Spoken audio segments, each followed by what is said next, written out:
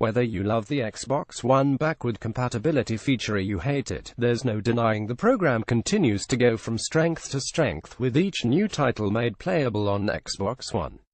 And now we get to see another fresh bunch of new additions make their way to the Xbox One, but are they worth heading back to once more?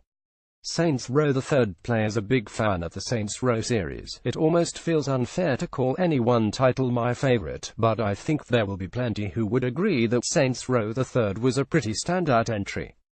With just the right amount of crazy and an enjoyable story complete with its big open world, there wasn't much to fault from the delightful adventures of Johnny Gat and co. Whilst there may now be a new team of badass heroes on the scene looking to offer a Saints-esque adventure with the Agents of Mayhem, Saints Row the Third is still well worth playing if you find yourself looking for a wacky adventure. Slender the Arrival. Play no matter whether you play the Xbox One version or the Xbox 360 version, this is one title that certainly shouldn't go unmissed. It comes with haunting gameplay that will offer you an immersive thrill for an exceptionally low price, and that makes this a bit of a no-brainer that any fan of horror should be looking to get involved in once more.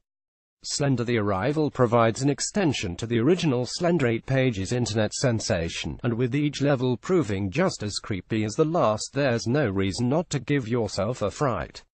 Super Contra. Leave whilst I for one am a huge fan of retro games, Super Contra is not one I'd recommend players go back to. With clunky controls, delayed gameplay mechanics and a relatively boring all-round experience to be had, there are plenty other games within the genre that look to provide a much better experience on Xbox One, unless it's Super Contra in particular you crave, of course. Monopoly Deal. Leave Monopoly. Whether you come to us in board game or digital format, you still manage to keep the family arguments going. But even though we all love a good game of family Monopoly, this was just not the way to go. The board was removed and there were no more dog, car and boot to plod around the board. That meant that Monopoly Deal lost a lot of the feel that made Monopoly the game it was. Of course, if it's a proper Monopoly fix you're after, then you can always find Xbox One and Xbox 360 backwards compatible versions of Monopoly Plus available too. It's a much better way to experience the cult hen.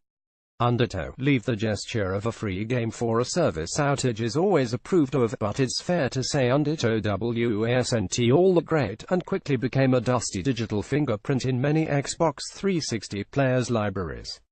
Even with the Coop campaign, underwater explosions and vehicular action, Undertow failed to leave much of an impression with many of its players, leaving many disappointed with what was described as a poor offering, despite being a free game.